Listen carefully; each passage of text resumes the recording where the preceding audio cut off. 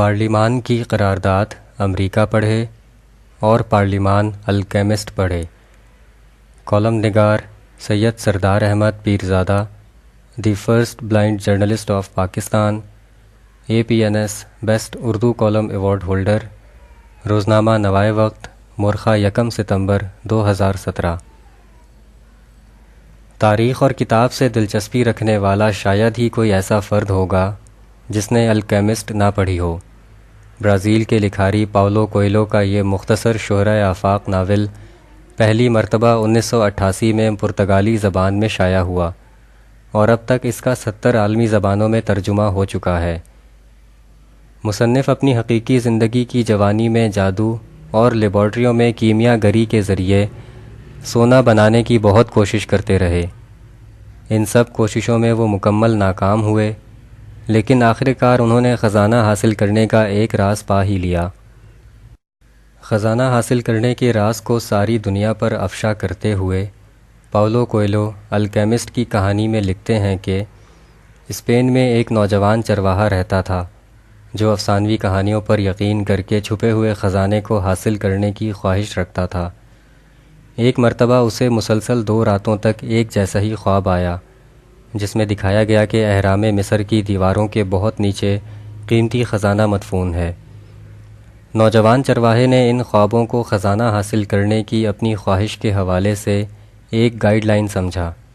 اس نے اپنی بھیڑیں بیچیں اور اسپین سے اہرام مصر تک کے ناقابل برداشت اور خوفناک لمبے سفر کا آغاز کیا۔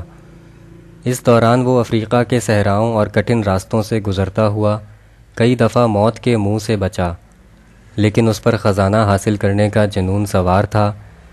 آخرکار وہ اہرام مصر کی اس دیوار تک پہنچ گیا جہاں خواب کے مطابق خزانہ موجود تھا۔ اسے منزل مل جانے کی خوشی اتنی تھی کہ کئی مہینوں کی لمبی جان جوکھوں والی مسافت کی ہر تکلیف فوراً دور ہو گئی۔ اس نے ایک لمحہ ضائع کیے بغیر بیلچے سے جگہ کھودنی شروع کر دی۔ وہ دن رات مسلسل کھدائی کرتا جا رہا تھا۔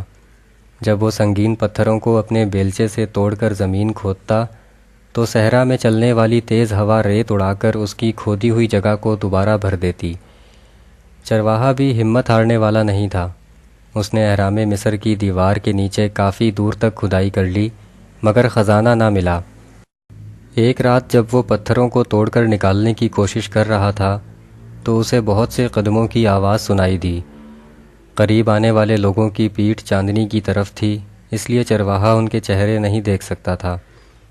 ان میں سے ایک نے چرواہے سے پوچھا، تم کون ہو اور یہاں کیا کر رہے ہو؟ وہ اس قدر خوفزدہ تھا کہ اس کی زبان سے ایک لفظ نہ نکلا۔ چرواہا سمجھتا تھا کہ اسے خزانے کی جگہ مل گئی ہے اور اب اسے یہ ڈر تھا کہ کہیں یہ لوگ خزانہ لوٹ کر نہ لے جائیں۔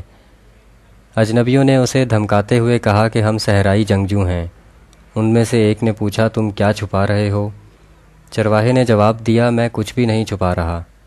ایک اجنبی نے اس کی تلاشی لی اور کہا، تم ہم سے سونا چھپا رہے ہو۔ چرواہے نے چاندنی رات میں ان صحرائی اجنبیوں کی آنکھوں میں اپنے لیے موت دیکھی۔ وہ کہہ رہے تھے کہ یہ زمین میں چھپا ہوا خزانہ کھود کر نکالنا چاہتا ہے جو ہمیں نہیں بتا رہا۔ انہوں نے اسے کھدائی جاری رکھنے کا حکم دیا۔ بہت گہری کھدائی کے باوجود خزانے کی تلاش میں ناکامی کے باعث صحرائی اجنبیوں کا غصہ آسمان تک پہنچ گیا۔ انہوں نے چرواہے کو بری طرح مارنا پیٹنا شروع کر دیا، یہاں تک کہ وہ لہو لہان ہو کر نیم بے ہوش ریت پر گر گیا۔ اسے یوں لگا کہ اس کی موت قریب آ گئی ہے۔ ان اذیت ناک لمحوں میں زخمی چرواہے کو وہ دانہ کیمیا گر یاد آیا جو اسے اس افریقی صحرائی سفر کے دوران ملا تھا، اور اس نے نصیحت کی تھی کہ یہ روپیہ پیسہ تمہارے کس کام کا اگر تم نے جلد ہی مر جانا ہے۔ روپیہ کسی کی جان نہیں بچا سکتا۔ جان بچانے کی اپنی آخری کوشش کے تحت زمین پر گرا زخمی چرواہا صحرائی اجنبیوں پر چیخا کہ ہاں، میں یہ زمین خزانے کی تلاش کے لیے کھود رہا تھا۔ مجھے 2 مرتبہ خواب میں بتایا گیا کہ اسی جگہ پر بہت بڑا خزانہ موجود ہے، لیکن تم دیکھ سکتے ہو کہ اتنی زیادہ کھدائی کے باوجود بھی یہاں خزانے کا کوئی نام و نشان نہیں ہے۔ اس موقع پر صحرائی اجنبیوں کے سردار نے زور کا قہقہا لگایا اور زخمی چرواہے کو ٹھوکر مار کر بولا، تم مرنے والے نہیں ہو، تم زندہ رہو گے تاکہ یہ سبق سیکھ سکو کہ انسان کو اس قدر بھی احمق نہیں ہونا چاہیے۔ سردار ریت اور خون میں لت پت چرواہے پر جھک کر بولا کہ میں نے بھی ایک ہی خواب 2 دفعہ دیکھا تھا۔ میرا خواب یہ تھا کہ مجھے اسپین کے میدانوں تک کا سفر کرنا چاہیے۔ مجھے خواب میں ایک خستہ حال پرانی عمارت دکھائی گئی تھی اور کہا گیا تھا کہ وہاں جاؤ جہاں ایک چرواہا اور اس کی بھیڑیں سوتی ہیں، وہاں خزانہ ملے گا۔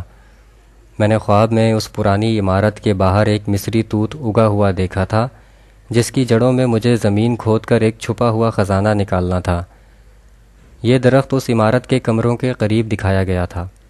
اس کے بعد وہ صحرائی اجنبی غائب ہو گئے۔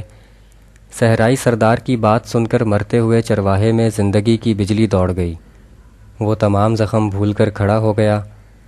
صحرائی سردار کی بتائی ہوئی عمارت، درخت، بھیڑوں کے لیٹنے کی جگہ اور کمرے والی سب نشانیاں تو اس کے اپنے ہی ملک اسپین کی تھیں جہاں وہ رہتا تھا۔